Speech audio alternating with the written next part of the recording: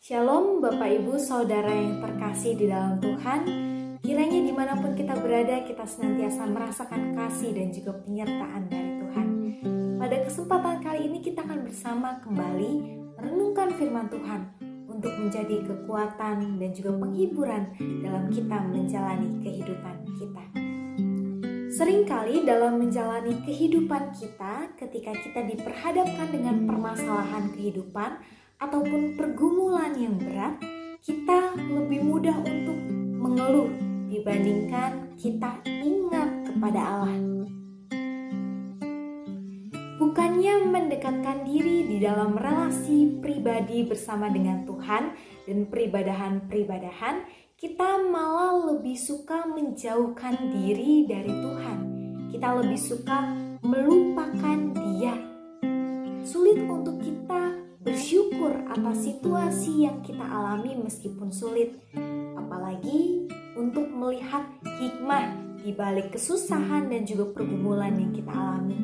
Kita sulit untuk tahu peka terhadap rancangan Tuhan yang mau Tuhan nyatakan dalam kehidupan kita lewat situasi sulit yang saat ini kita alami.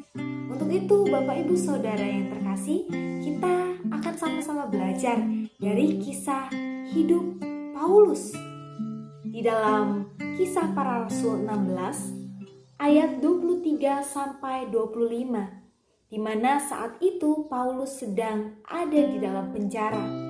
Di dalam situasi yang sulit, apa yang saat itu Paulus lakukan?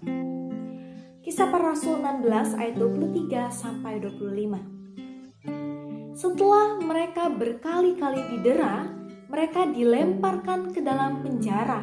Kepala penjara diperintahkan untuk menjaga mereka dengan sungguh-sungguh. Sesuai dengan perintah itu, kepala penjara memasukkan mereka ke ruang penjara yang paling tengah dan membelenggu kaki mereka dalam pasungan yang kuat. Tetapi kira-kira tengah malam, Paulus dan Silas berdoa dan menyanyikan puji-pujian kepada Allah, dan orang-orang hukuman lain mendengarkan mereka. Situasi yang saat itu dialami oleh Paulus dan juga Silas sangatlah sulit. Mereka didera, mereka disiksa, kemudian juga dipasung dan dimasukkan ke dalam penjara. Akan tetapi di dalam situasi sulit yang mereka hadapi, apa yang mereka lakukan?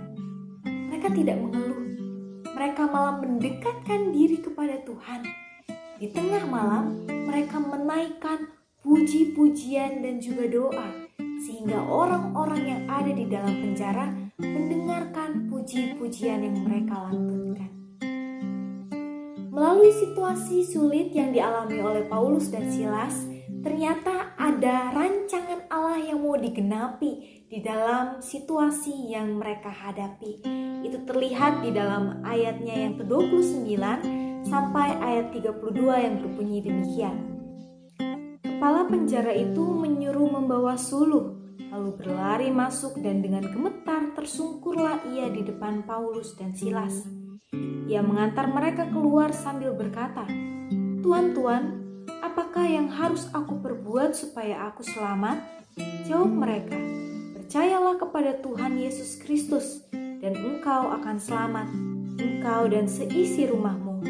Lalu mereka memberitakan firman Tuhan kepadanya dan kepada semua orang yang ada di rumahnya. Dalam situasi yang sulit dan tidak baik, Paulus dan Silas membawa kebaikan bagi orang lain, bagi kepala penjara, sehingga ia percaya kepada Tuhan Yesus Kristus. Itu karena Paulus dan Silas senantiasa mendekatkan diri kepada Tuhan, meskipun situasi yang mereka alami kala itu sedang sulit. Sehingga mereka dapat menyatakan karya Allah yang luar biasa melalui diri mereka, bahkan dalam situasi yang sulit yang sedang dialami. Untuk itu Bapak Ibu Saudara yang terkasih, mari kita sama-sama belajar untuk terus mendekatkan diri kepada Allah di dalam situasi yang baik maupun di dalam situasi yang sulit. Janganlah kita menjauhkan diri dari peribadahan-peribadahan dan juga menjaga relasi pribadi kita dengan Allah, agar karya Allah nyata di dalam diri kita untuk orang-orang di sekitar kita, termasuk bagi diri kita pribadi. Untuk itu mari kita belajar untuk melihat kebaikan di dalam setiap peristiwa dan juga kesulitan yang dialami oleh kita, karena Allah senantiasa menyatakan kebaikannya bagi kita. Tuhan itu baik. Tuhan senantiasa memberkati kita semua. Amin.